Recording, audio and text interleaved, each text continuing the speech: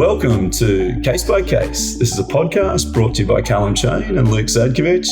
How are you today, Calum? Very good, Luke. How are you? I'm very well.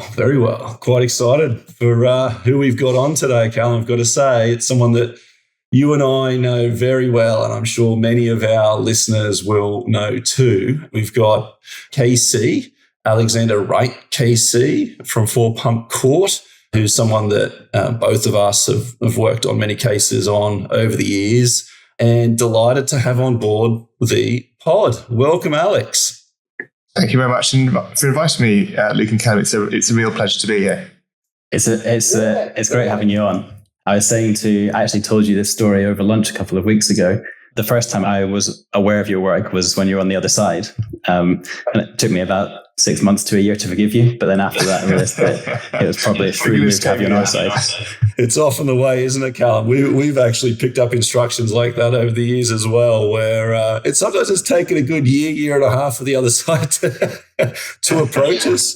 But we've had a couple of clients come to us and say, well, actually, we liked what you did against us. So I think it's the ultimate compliment, right? Thank you. Yeah, it's there's always a sort of reflection time, isn't there, where you appeared on the other side and you think, but yes, it will be good to be working on the same side now. Exactly. Yeah, and for those who don't know, Alex is a leading practitioner in shipping and shipping commodities, which is the case we're going to discuss today, is in that field. International trade, commercial dispute resolution, commercial litigation, energy, and international arbitration. And Alex was made up to Silk a couple of years ago in 2022. And when he was a junior, he won Shipping Junior of the Year at the Legal 500 Awards, which is a very prestigious set of awards, in 2020, and the same award in 2019. There's a long list of accolades and recommendations and what have you on his website, which I'd encourage you all to check out. Something we've been doing of late, Alex, is actually just giving a little longer intro and introducing our guest a little more than we have in times gone by. The podcast is kind of progressing a little bit. And one of the ideas behind it, or the objectives, is to kind of give a feel for the career of some of our guests. And I suppose I had one question for you, and that is, as a junior aspiring to be what was QC, now KC, what are kind of some of the tips you would give for other junior counsel that are looking to progress through the ranks of the bar? I think in terms of the Silk application, take the advocacy opportunities where you can. I don't know how many of your listeners are minded or thinking about an application in the nearest future, but you need to identify 12 substantial cases in which you can get a judicial or arbitrator assessor to talk about principally your advocacy. And you have to look for those opportunities. One of the things that the commercial court in particular now is really encouraging is getting juniors to do more advocacy. So, for example, arguing procedural matters, perhaps consequential matters, or taking a witness. All of those are really important, actually, and that gives you the experience and the opportunity to get those assessments. So take those advocacy opportunities where you can, particularly obviously in our line of work, a lot of cases do settle. Sometimes that's unfortunate from the perspective of a would-be Silk, but where they do fight, try and get before the tribunal or judge to get you that tick in the box. And it's funny you say that, because we've seen it in a number of judgments where the judgment specifically refers to the advocacy of junior counsel, and that's obviously something which is the judiciary is very hot on just now, making sure that junior counsel has the opportunity to be involved in the advocacy when things get to a hearing. But you were extremely quick through the junior ranks to Silk. I think it was, I don't know the exact number, but it was, the blink of an eye in terms of that sort of career progression. And do you think that was because you had an opportunity to do advocacy early on, or just raw natural ability? I was 15 years core, which was quite early. I was fortunate enough to have a number of cases that I had the opportunity to either lead on or be sole counsel. And often you can never predict how cases are going to go. So one of the leading cases that I was able to put forward was the Thai prize, which came to me originally just as an advice. What do you think of this? And then we did the arbitration. There were some interesting points of law that we had to identify that went up eventually to the Court of Appeal. So I was able to use that as one of my 12 cases. There were some others where, again, I was just able to build a practice of advocacy, including in some slightly unusual areas. So one of the cases I used was actually a niche classic car litigation case, which turned into a 3-week fraud trial. And so there were some great opportunities there. And that too actually did go up to the Court of Appeal, although, as it happens, actually after I successfully applied. So yeah, take the chances where you can, look for the interesting, the niche cases, and view it through the prism of getting advocacy experience. Yeah, I think that's great advice. And the Thai prize is one of our favourites, isn't it, Calum? And you were also involved in the Eternal Bliss, of course, and a bunch of other of our favourite cases. So yeah, we're delighted to have you on, Alex, and really welcome you for this podcast, and thank you for your time. Thank you. Kind of with that said, I think we might jump into the case, hey, Calum? Because this is actually a great case to have you on for, because I know there's a quite a strong sanctions lean to your practice, and this is kind of in that world of shipping commodities, but with a slight sanctions angle to it. So it's should be, at least it feels like it's right in that kind of sweet spot of the work that you do. I know you were involved in a major sanctions issue, again in the kind of international trade world. And this one doesn't really turn on the sanctions issues, but they are they're so important to the background of the case. It's a real growth area, I think, for shipping practitioners. I did a bit before 2022, including with Venezuela and Myanmar sanctions. But in the last 2 years or so, Russian sanctions work, as you know, has hugely exploded. And interestingly, I saw, no doubt we can talk about it later, but one of the cases I was involved in, gravel law against GTLK, is discussed in MUR Shipping. But it's a hugely important area, I think, for practitioners in our line of work. It sure is, and it's an area that's kind of kept us very busy over the last few years. As you say, it's almost been a new practice area in a way. That's just ballooned out. We've also done a lot of sanctions work over the years in Venezuela, Iran, and what have you. But the Russian-related sanctions have just really taken up a lot of time. And what I've found fascinating about the sanctions work is the out-and-out sanctions advice. And we're set up to be able to advise on US and UK sanctions work and EU. And that's one aspect of it. But where it gets really interesting is how it interplays with the contracts and how it plays out with often the English law contracts that we're dealing with and the underlying rights and obligations of the parties. And that interplay, I think I've found that really fascinating and play out in lots of different ways. And we have a case here that's gone all the way up to the Supreme Court in the UK. It's the judgment of RTI and MUR Shipping before Lord Hodge, Lord Lloyd Jones, Lord Hamblin, Lord Burrows, and Lord Richards. Judgment was given on 15th of May 2024. It was heard in March, and the citation is 2024 UK SC 18. Look, it's a fascinating case. This is one that we actually touched on previously in a prior episode. I think it's episode 44 for those who'd like to go back and see what we made of it. I don't know if you had a chance, Calum, to go back, but I had a little listen to the intro and to our conclusion on that one. And it's really curious to go back and see. Both of us were quite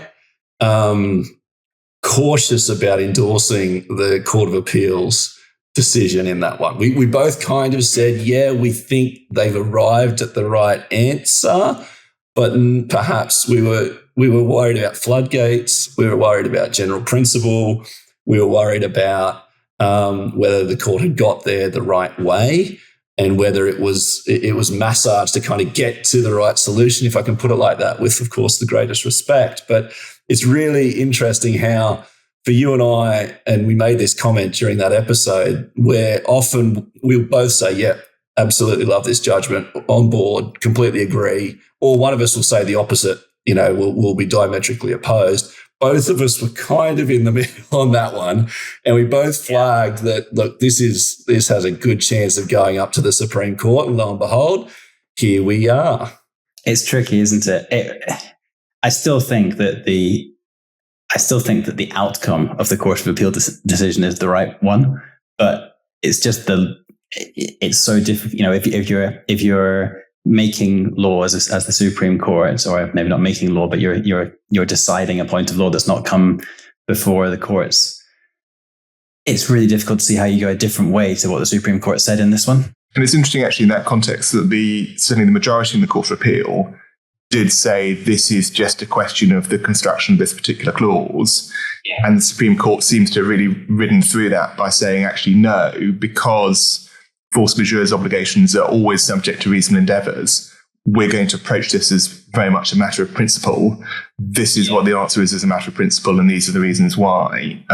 So I agree. It's interesting how certainly the majority in the Court of Appeal had tried to sort of narrow the issue down to one of construction. And the Supreme Court is approaching it much more widely. I found that really interesting, because the first principles that you're always told when you're an English law student is force majeure is a creature of contract. It exists because of what you put in the contract. And this is kind of saying, actually, it doesn't go quite as far as saying this, but it leans towards saying that there's a kind of general principle of what force majeure is, and that there are certain guardrails that exist. Whatever you say about however you draft your force majeure clause, you have to have this reasonable endeavours. The party seeking to rely on force majeure has to exercise reasonable endeavours, or has to not be. The force majeure event has to be outside of reasonable endeavours to performance. But I suppose where the Supreme Court was going with that was to say, the wording at issue here would create precedent for all other force majeure clauses. So you can't distinguish it and isolate it, because the wording's not distinguishable or not isolated enough to fall into a camp where it sits on its own. If this wording means what the Court of Appeal says it means, then basically every commercial force majeure clause will mean what the Court of Appeal says. Because the analysis is one of causation, ultimately, even if you don't have the express reasonable endeavours proviso in your force majeure clause, if a force majeure event is one that can, as a matter of fact, be overcome by reasonable endeavours, then it is not one that the party seeking to invoke it can rely upon. So it's an interesting interplay between the clause itself and those questions of construction and causation, and how force majeure works in principle. Yeah, I agree, Alex. I think that's what I took away from it, is that what this case does, in a way, is it explains the nature of force majeure under English law, and that it really, at least in this respect, goes to a question of causation. And when I've got to say, Calum, I've now completely firmed up with the Supreme Court on this, and who am I to say that? And it's always easy after the event, but that is and we'll get onto the specifics one by one, but that is the leading reason that they cite in here, is that it's ultimately a causation question. When you see it laid out that way, it makes a lot of sense to me. And when I went back and listened to what we were saying about the Court of Appeal decision in our last episode, our concerns with it were matters of general principle, and were matters of floodgate arguments, and Arnold LJ, with the scenario of a vessel going to another port nearby and being paid the additional costs, whether that's, it might not be performance within the four corners of the contract, but it doesn't cause a detriment to the other side. And, what's the difference? So, I think it's a great case to get into. Should we just give a short summary of the factual background here. And perhaps, Alex, if you'd like to take that or come. This was actually an interesting pre-2022 Russian sanctions case. So it dates back to a decision by OFAC in 2018 to sanction the parent company of the charterers in question. It was a COA for monthly carriage of bauxite from Guinea to Ukraine with payment in US dollars. And many of your listeners will know, as soon as you have payment in US dollars, you get into questions of US nexus and the long arm of OFAC. And although it was the charterer's parent company that was actually on the SDN list, again, as many of your listeners will know, OFAC has a 50% rule. So if a parent company owns 50% of subsidiaries and that parent is sanctioned, then those subsidiaries are also caught within the sanctions net. So because you had the contractual currency of payment being in US dollars, and because at the very least there was going to be a hindrance to making payment in dollars by the charterers, the owners invoked force majeure, and there were various issues that were ironed out on the way up the appellate hierarchy. But by the time that the matter reached the Supreme Court, the issue was whether or not this was a force majeure event that could be overcome with reasonable endeavours. And the charterers had offered to pay in euros in order to break the US nexus, but that was rejected by owners. And the issue was whether reasonable endeavours required the owners to accept what was in effect a non-contractual payment in euros rather than US dollars. And it's both the tribunal and the majority in the Court of Appeal essentially concluded because the charterers were paying in another recognised international currency and had agreed to bear any exchange costs, that was not something that was prejudicial to owners. And so reasonable endeavours required them to accept that. This is not a point that's been taken anywhere that I can see in these decisions. So it's probably a bad point. But I was thinking about this. Is it right to say that there's no detriment that would be suffered by owners? Because isn't it at least, and there's probably no evidence on this in the case, so it's kind of a sideline point. But I could envisage a client saying, look, we wanted to contract in USD. We were entering into a contract with a party that has Russian ownership ultimately. We want, for reputation reasons, for this contract to rise and fall on the basis of what OFAC does and doesn't sanction. And if OFAC comes out and sanctions who we're dealing with, and it's difficult then to accept USD, that is exactly what we wanted. Now, I know that wasn't in evidence, but to me, there seems like there could be some, and this is a pure theoretical point, but I don't know. I thought there could be some detriment in there. Am I barking up the wrong tree? No, I can see a lot of force to that. I think that because this was an arbitration appeal, there were certain findings of fact, and we don't obviously have the full record of the evidence that was before the tribunal, but there were certain findings made as to detriment, which then the courts on the Section 69 couldn't go behind. But one point which is interesting, Luke, is of course that this predates the invasion of Ukraine. I wonder if now tribunals would take a harder line on Russian sanctions, and as you say, parties that have deliberately contracted in USD for reputational reasons, perhaps expecting, and if it's married to then a sanctions clause, whether in fact a tribunal now would say there are strong reputational reasons for wanting to fall in line with the US sanctions regime, and that's something that we should uphold. But yeah, it's an interesting point there. If I understand correctly, and I think this is the case, what the performance that was being offered by the charterer was payment in euros, but into a USD account. And the payment would have been converted on entry into the USD account. So for the purposes of the ship owner, they have a US dollar account that would be credited with dollars. And the issue would be that the payment coming in the other way would be in euros. And this is where I just struggle with the the fact that this can be an FM event, because you're sat there with a US dollar denominated account that gets credited in US dollars to the amount of US dollars that you're entitled to receive. That, to me, and again, probably a bad argument because it's not run, but to me that is all, that's performance. You're putting someone in a position where they, and I know this gets into the very fine line, and it's almost like, I suppose actually this kind of goes to the bigger point in the case. But what's frustrating about it is it's couched as reasonable endeavors. Do you need to exercise reasonable endeavors? And can that reasonable endeavors mean accepting non-contractual performance? But actually, the standard of endeavors you'd have to go to accept non-contractual performance is so much lower than reasonable endeavors. It's just like the tiniest acceptance of something which is almost, a hairline away from contractual performance. Because in terms of your world, looking at your bank account, you've received a US dollar payment for US dollar for services that were provided against the US dollar fee.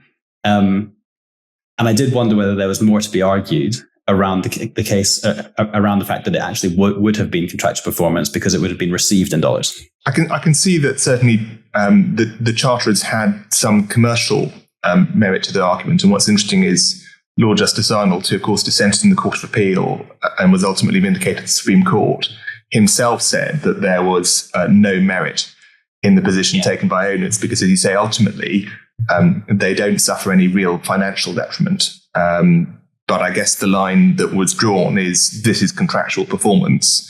And as soon as you start departing from that and say you can have non-contractual performance as long as there's no detriment, you do then significantly water down questions of contractual certainty. So I think of everybody in this, of all the hands this has gone through, Lord Justice Arnold's decision is probably, or his dissent is probably the one I agree with overall. This is a meritless victory.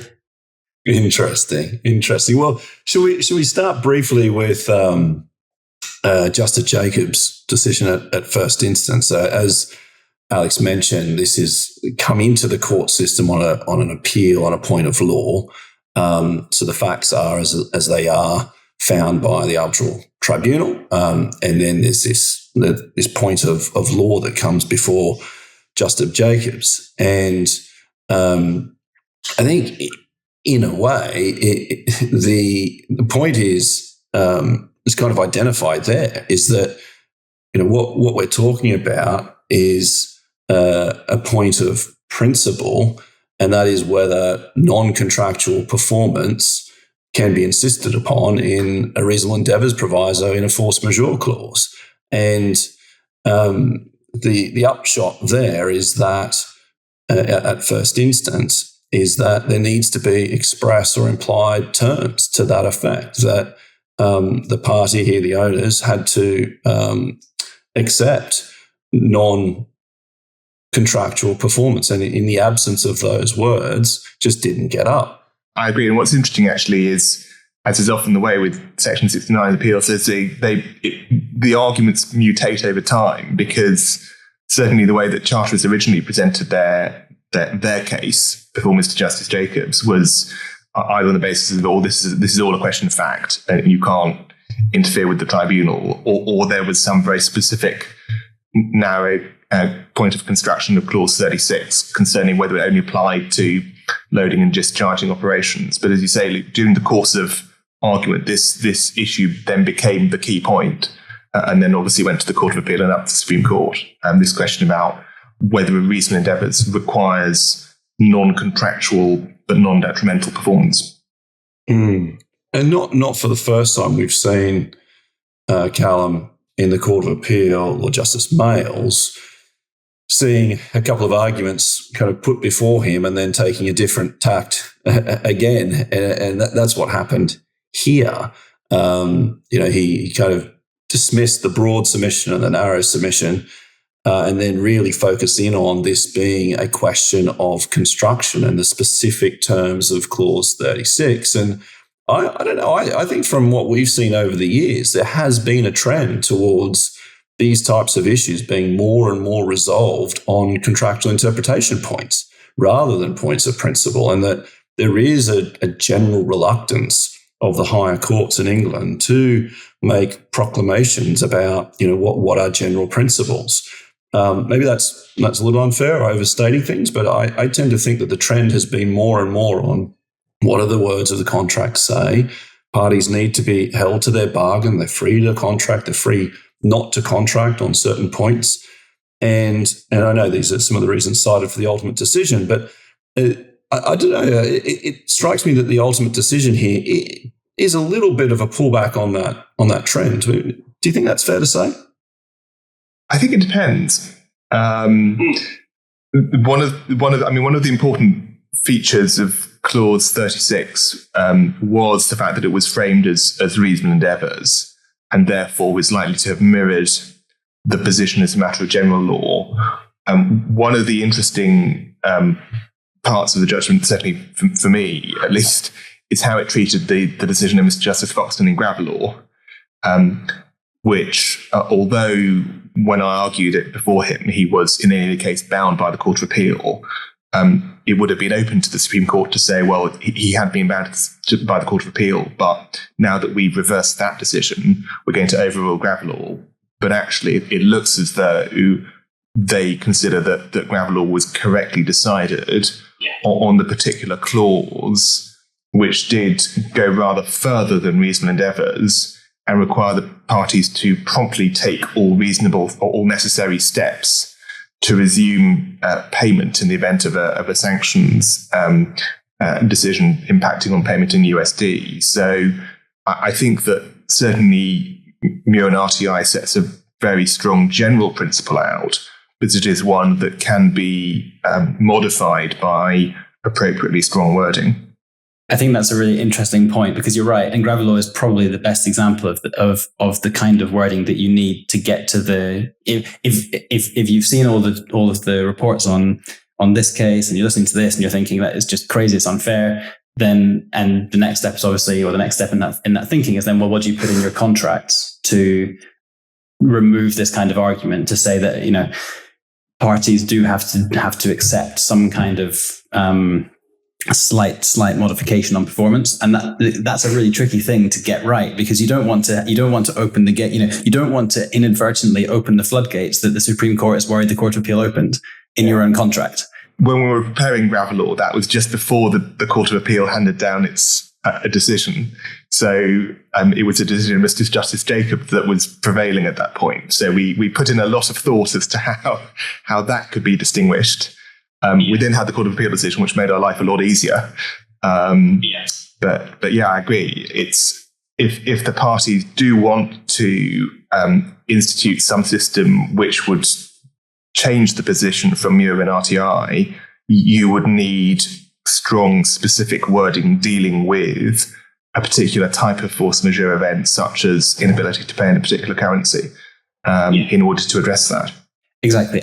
Either you have something which is very specific, like failure to, like a backup currency, effectively, you say, or euros, to give this example, or you end up with something which is very broad and kind of cuts through a lot of the, it does cause the issues. And I think one of the it's difficult, right? Because I don't think the Supreme Court's wrong here. I just feel like I just feel like the decision's wrong. But one of the things that is kind of taken out of the court's hands by this decision is the ability to look at it on a case-by-case basis and say what is a kind of reasonable deviation from contractual performance to get around a force majeure event. And if it is something as small as the incoming payment is in euros arriving in a US dollar denominated account, then there almost was an opportunity here that maybe the Court of Appeal was looking for there to be some kind of a slightly more commercial view on overcoming a force majeure issue. Yeah, I don't know. I have a lot of difficulty with RTI's position, Calum, and I kind of want to test you a little bit on this. In that the main submission here at the Supreme Court level is that there's almost a mini test that needs to be kind of sailed on through to do what you're talking about. And even on the basis of the submissions by the KC for RTI, The submission was that a reasonable endeavours proviso will require the party invoking the force majeure clause to accept an offer of non-contractual performance if, there's two elements to this test, it involves no detriment or other prejudice to the party seeking to invoke force majeure, and two, it achieves the same result as performance of the contractual obligation in question. To me, when I read that, it's almost like, pronouncing a new test to deal with this type of issue. And as the court goes on to set out here, that has all sorts of permutations to get through that. Now, I see your point that factually in this case, it seems like, the non-contractual performance is quite, similar to what performance would be. And if the USD is actually ending up in a USD account, albeit it's come through from euros, what's the difference? But that's a question of performance, what the parties agreed or didn't agree. And I don't think it's a question of extent, because if you do have that question of extent, you then get into these issues of weighing up, was detrimental prejudice suffered, and was the same achieved anyway? I agree with you. And so to a point, it almost feels like they're making it up as it goes along, right? They're saying we're going to add something else to this rule of force majeure. But are they not already doing that by saying that you imply a reasonable endeavours obligation into force majeure anyway? So they're saying whatever your force majeure clause is, we're going to imply reasonable endeavours. Well, why not imply this as well then? I guess the difference is the implication of the reasonable endeavours is not an implication of a term or a reading. It's the causation analysis. Yeah. It's saying you cannot rely on force majeure if you could exercise reasonable endeavours to achieve contractual performance, because in those circumstances, the force majeure event then won't be the cause of your failure to perform.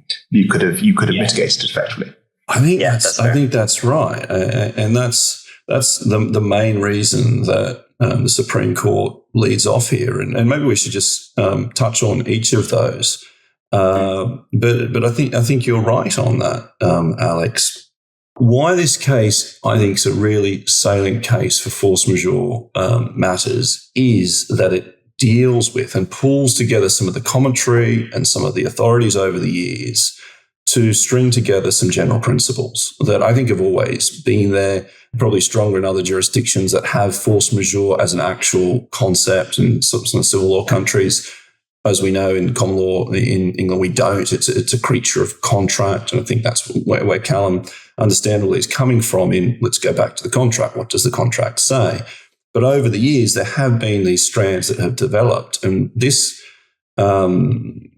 decision is interesting for me in that it starts to bring a few of those strands together and sets down what is kind of underpinning the concept of force majeure. And we're talking about reasonable endeavours, but it's really a causation. Can the problem that the affected party is dealing with, can it be avoided through contractual means? I'm going to just go back slightly. Sorry, I'm going to reverse slightly because this is still on my mind.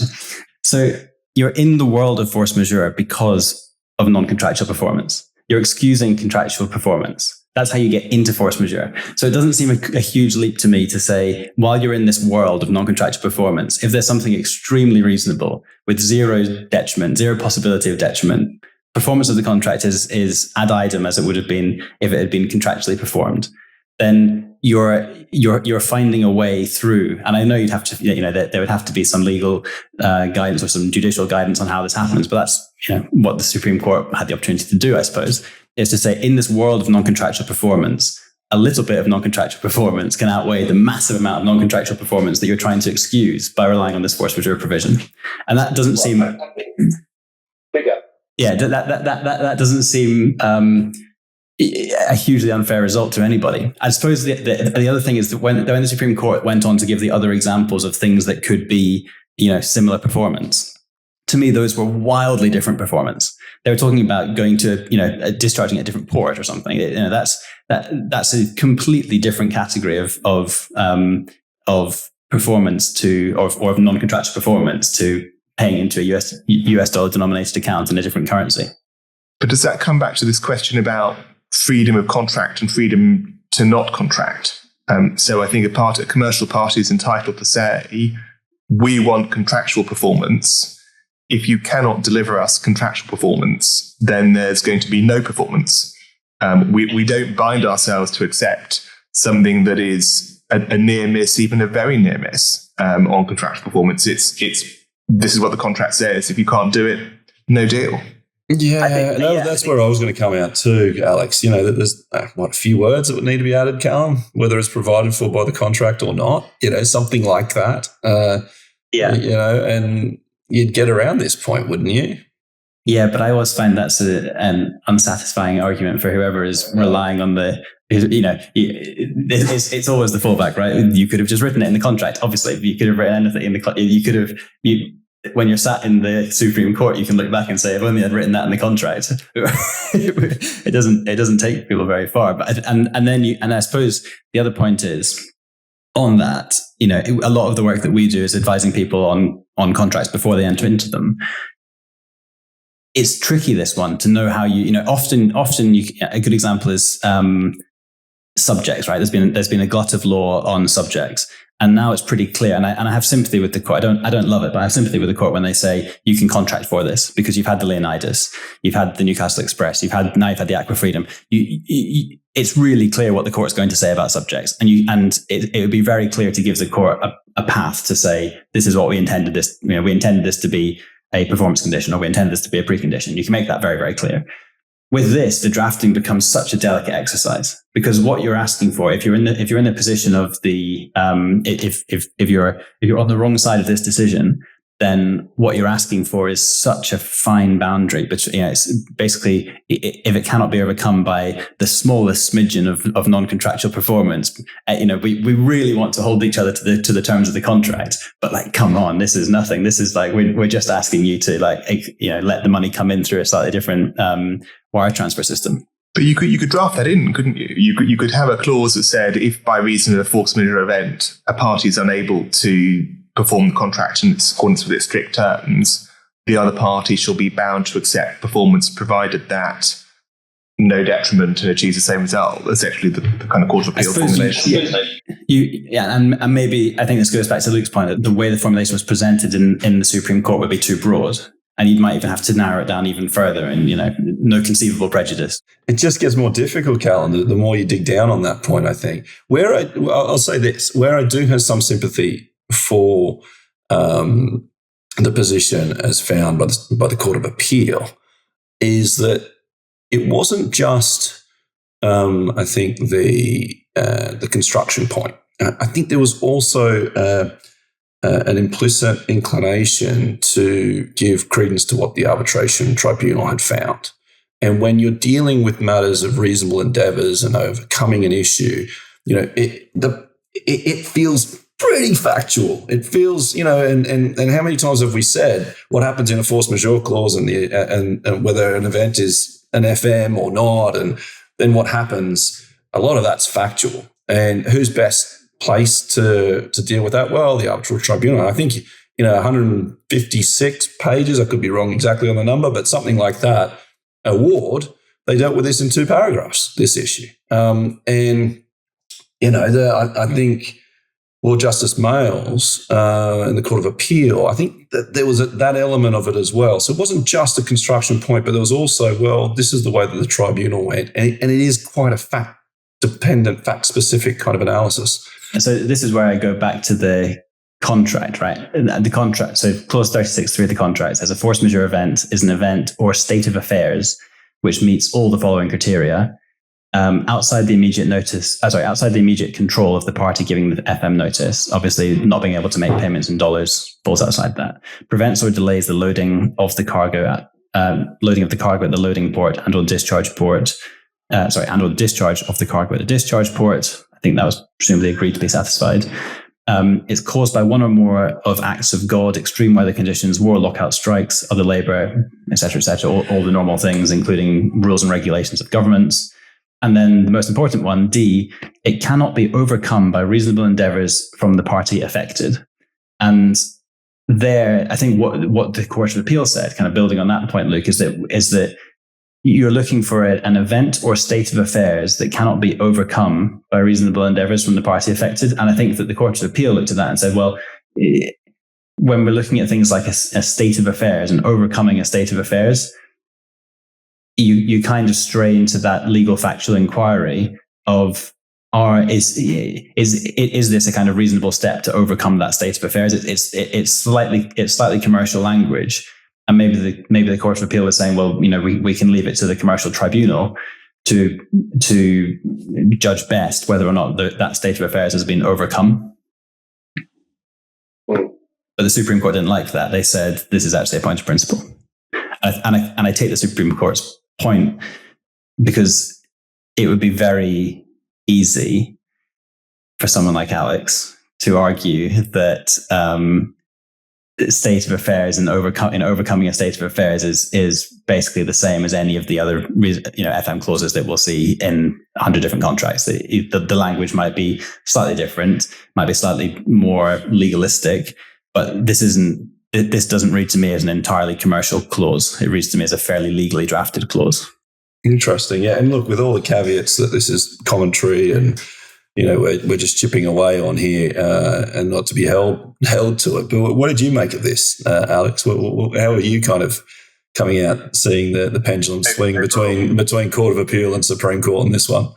It's interesting. I've swung back and forth on this. So I first looked at this when we had the judgment of Miss Just Jacobs, and it was very well reasoned and well set out, and I sort of agree with that. And then the Court of Appeal, you had the majority, but also you had the strong dissent from Lord Justice Arnold, and I was sort of persuaded back to the majority of the Court of Appeal, and then actually got this very clear judgment of the Supreme Court. So I've gone back and forth, I think, with the various judgments. Obviously shows how persuasive the judgments are written, but I've gone back and forth, and I think I am persuaded that if I may say so, the Supreme Court has reached ultimately the right result because of this point of principle. And I think the interesting question, I suppose, Calum, is whether you can get away from what you might call a general principle by reference to the particular words of the clause and the language of state of affairs.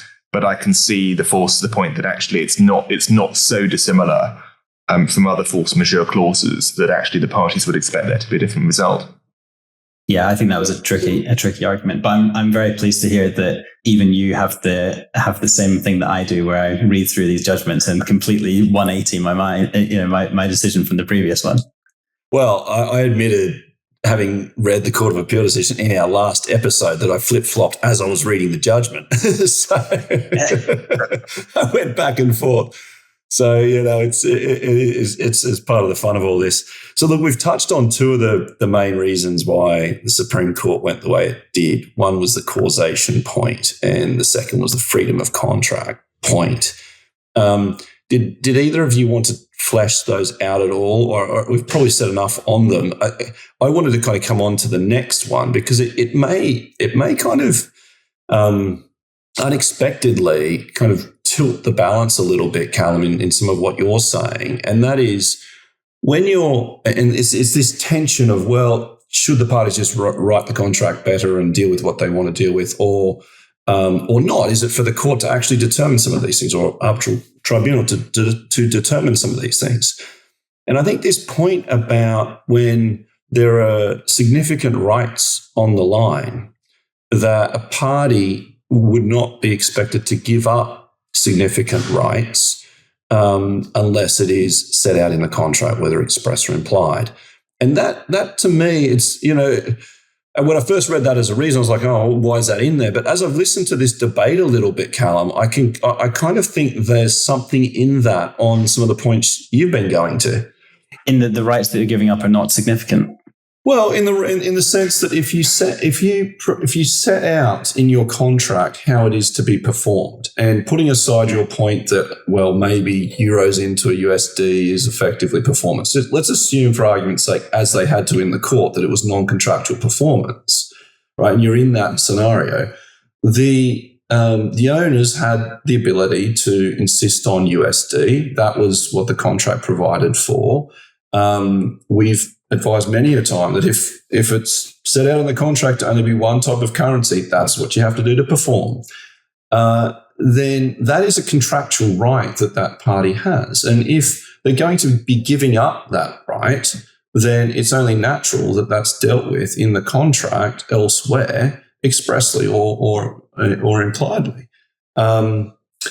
So I don't know. I think that is a point that goes to this question of whether it should be set out in that FM clause.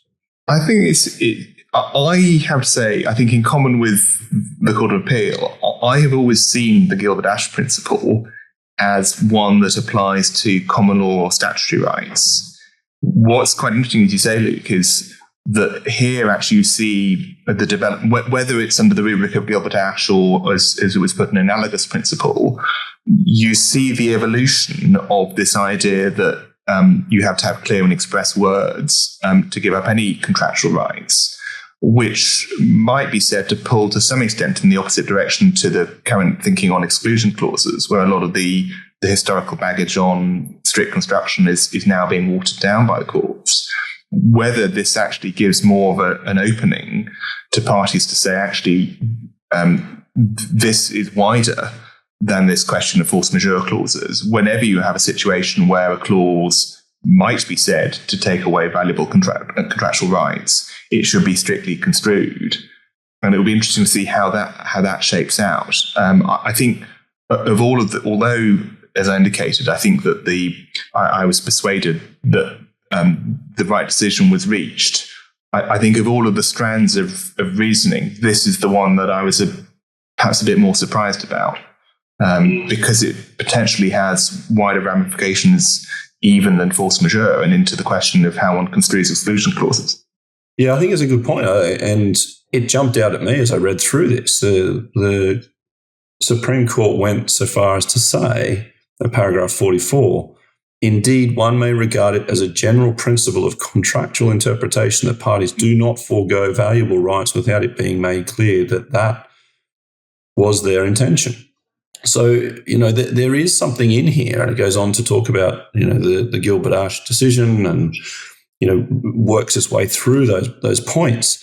But it, as I say, when I read through the first point on causation, for me that made a lot of sense, and I was like, okay, I've got that, and that's what convinced me. Really, it's probably why point number one. I think it is the most convincing point as to why the Supreme Court went the way it did. The freedom of contract point is also there, and that's quite clear as well, and that it's an easy solve, admittedly in hindsight, but it's an easy solve to write in that a party in a force majeure setting like this and dealing with reasonable endeavours has to accept non-contractual performance as well if it is effectively equivalent or something like that.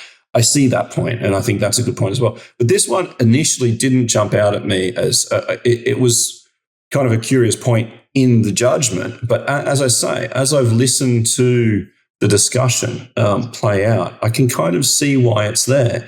And it's the point that, as you say, Alex, can run off on a tangent in other decisions. And be really interesting to follow this one through in some of the other cases. Well, it's interesting in a way because the Supreme Court is...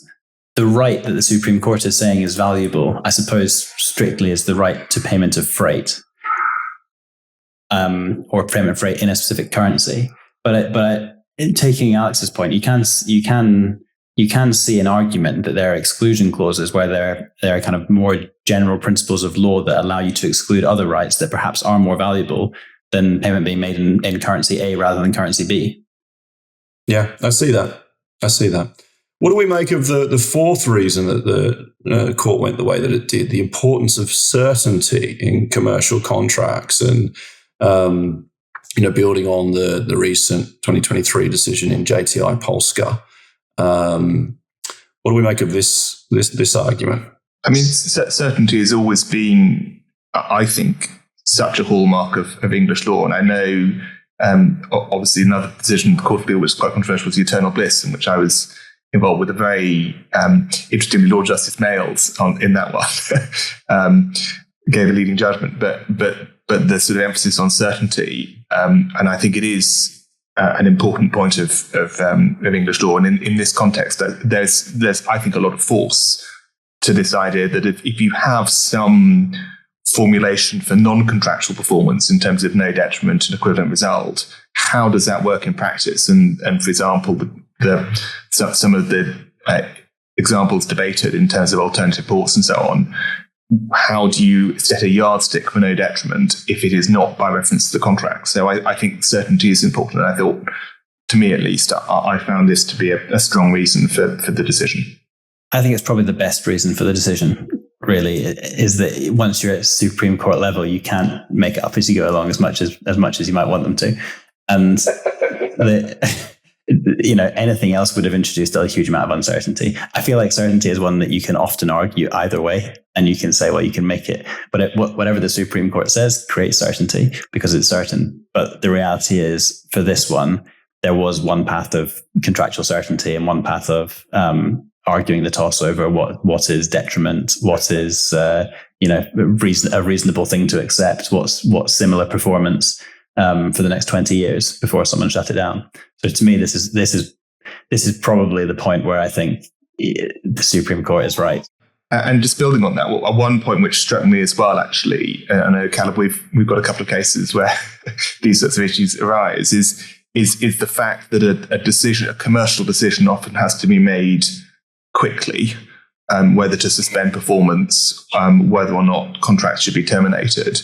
And you need that certainty for commercial parties to be able to reach a decision, rather than saying, well, is this equivalent? Is this no detriment? You need to be able to reach a clear view. And that's why I think certainty has been such an important feature of English commercial law. Yeah, it's a really good point, particularly when it comes to an issue which is, sanctions adjacent, as this one was. You want to be able to advise, certainly as a lawyer, you want to be able to advise in a way which is clear and on the back of a certain legal position. Yeah, I think that's right. I think it's a good point, because there's a temporal aspect to it as well. You're not just judging it at a point in time on the alternative position here. You're having to look at it over a period of time, and the different scenarios that can play out there, or different solutions. And at what point in time are you actually drawing the yardstick to say, okay, well, we're looking at it now, and this is what we're doing. So I think the certainty point is a strong one as well. And that's one of the key takeaways from this decision, is that the courts, but look, ultimately, when you sit back and look at the decision, the Supreme Court preferred the simple solution here, I think. And often we see that in the court's decisions. You can go down the rabbit warrens and go in and out of different arguments and what have you. But when you sit back and look at it, and that's why ultimately I flipped back again to the Supreme Court, is that this is the simple answer to it. It's the one that requires the least massaging and the least kind of dancing around points. But again, where I know we've said this already, but where I found this case particularly interesting is that the Supreme Court is pronouncing certain general principles in force majeure law, if I can call it like that, or area of law. And that, to me, is something that I hadn't quite grasped, speaking frankly. I thought it was very much a creature of contract. You look at the contract wording, you focus very carefully on the wording. Reasonable endeavours are in there. That's reasonable endeavours. If it's every F, then it's every effort. If it's best endeavours, what do all these different things mean, mind you? But you look at the contractual words, and I'm not suggesting that the Supreme Court is saying you don't do that, but there are some underlying principles here that I think can guide the understanding of how you treat and advise clients and how clients can act in the industry on force majeure situations, which we've seen a lot on over what's happened in the world of late, right? And I suppose one interesting point that arises out of that, Luke, is, as you say, you see these different formulations, reasonable endeavours or reasonable endeavours, best endeavours, whether the result would have been different if instead of reasonable endeavours, the clause had said all reasonable endeavours and best endeavours. My impression from the reasoning of the Supreme Court is it probably wouldn't. But there may be enough of a window of debate there that a party seeking to evoke force majeure might be able to try to distinguish it, although how far they get, I rather doubt. pretty tricky, I think. And this goes back to the point where I was saying it's not like the amount of steps you have to take for reasonable endeavors would be so much more than the amount of non-contractual performance you have to allow. So it's almost a separate thing. It doesn't matter how high the endeavor's obligation is. It doesn't touch this side of the fence, the other side of the fence, which is accepting non-contractual performance. To me, that seems like a red line. But as you say, there's always room for argument. Yeah, I know. It'll be interesting to see if we do actually start to see some FM clauses crafted around this decision, and how that interplays between attempts to draft around it and what may or may not be kind of general principles of force majeure. Fascinating. Look, I've really enjoyed this discussion, Alex. Thank you so much for your time. Any parting shots, guys? Anything else you want to mention on the case or otherwise?